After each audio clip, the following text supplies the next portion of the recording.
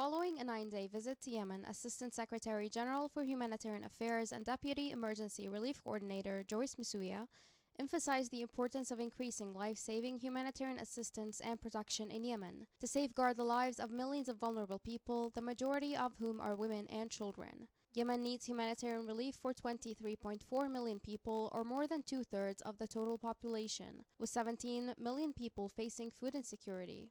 Following over 7 years of fighting, a UN-sponsored truce in April reduced civilian casualties and allowed much-needed fuel supplies to enter the nation. The UN has advocated for the restoration and expansion of the truce, which expired on the 2nd of October this month.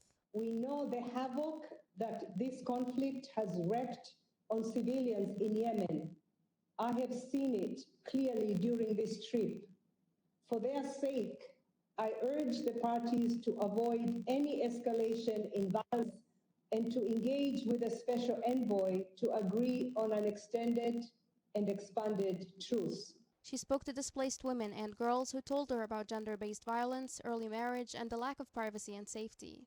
They also spoke of the economic difficulties of living in displacement camps, among other safety concerns. Since the crisis in Yemen erupted in 2015, 4.3 million people have been displaced. Most people who have escaped violence have been displaced for many years, and many have had to relocate several times. An additional 160,000 people have been displaced by severe rains and flooding across the country since April. Ms. Msuya encountered children and people who had been hurt by mines and explosive ordnances while she was in Hodeidah. Landmines and other explosives have surpassed all the other causes of civilian casualties in conflicts during the previous 6 months. While the conflict has not resurged, civilians still face terrible dangers.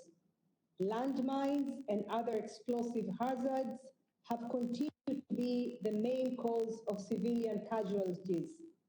In September, 70 civilians were reportedly killed or injured last month by landmines, improvised explosive devices, and unexploded ordnance.